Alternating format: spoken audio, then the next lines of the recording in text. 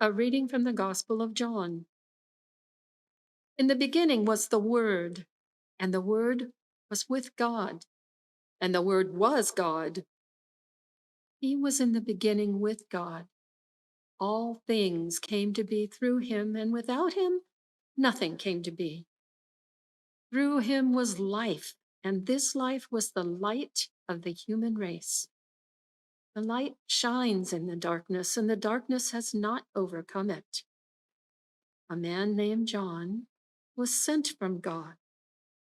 He came for testimony to testify to the light, so that all might believe through him. He was not the light, but came to testify to the light. The true light, which enlightens everyone, was coming into the world.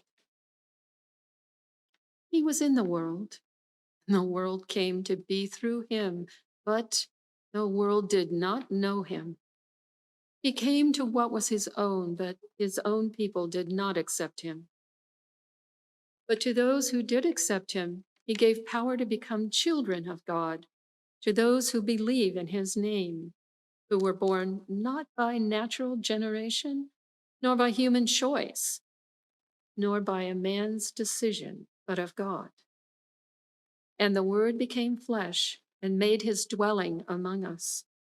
And we saw his glory, the glory as of the Father's only Son, full of grace and truth.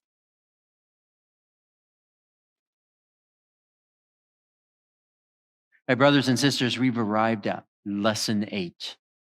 And today's lesson, taken from the Gospel of John, reminds us that Jesus, the incarnate second person of the Holy Trinity, was with God from the very beginning. As we heard, the Word was with God and the Word was God. Jesus is the Word. Imagine the glorious and the love the second person of the Trinity experienced from all eternity. From before even the creation of the world, through this second person, God, the Creator, fashioned in mysterious ways a myriad of galaxies that make up our universe. And even yet, out of love for us, this divine person became flesh and made his dwelling among us. This incarnate word, this human being, is superior to the angels and above all creation. What does this mean for us mere mortals 2,000 years after the incarnation, the birth of Christ? We may seem so far and removed from the glory of God that Jesus is experiencing now. We human beings who struggle in so many ways through much of our lives. Among us are human beings who have helped to bring about the destruction of our planet. Wars, violence, hunger, poverty, and so many ills. So many of us suffer in terrible ways, and so many of us inflict suffering on others. And yet God, the second person of the Trinity, became one of us, not an angel, not an animal. He became one of us. He came to show us how to live as fragile and imperfect human beings. He came to show us God's love and concern for us, and God's desire to draw us to God's self. Perhaps we can say that God became one of us because he saw how much we, above all other creatures, really need his help. But still, isn't that beautiful? That God, who created us in his image and likeness, loves us so much, he would become one of us. Today, as we meditate on the great mystery of Jesus Christ, let us ask him to show us day by day throughout this coming year how we can more be like him.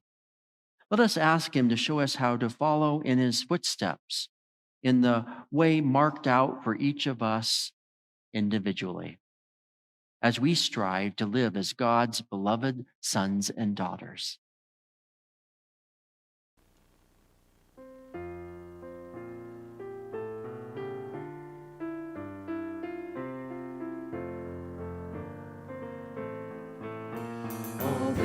Awake and greet the new morn, for angels herald its dawning. Sing out your joy, for soon he is born. Behold the child of our longing. Come as a baby weak and poor, to bring all hearts together. He opens wide the heavenly door, and lives now inside us forever.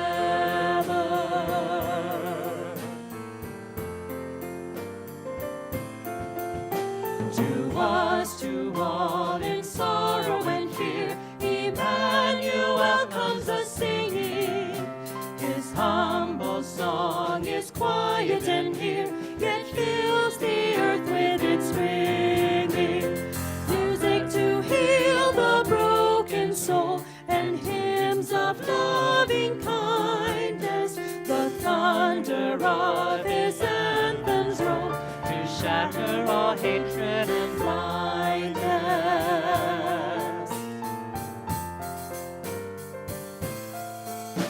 In darkest night his coming shall be, when all the world is despairing. As morning light, so quiet and free, so warm and gentle and caring. Then shall the mute break forth in song, the lame shall leap in wonder, the weak be raised above the strong, and weapons be broken asunder.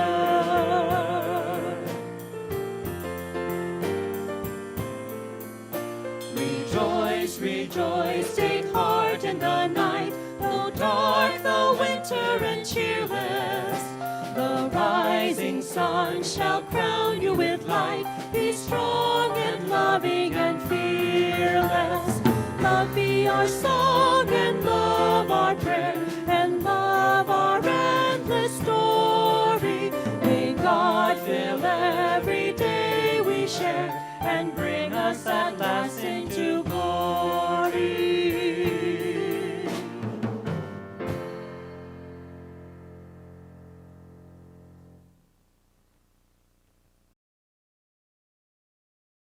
God of power and might, you are beyond all time and space.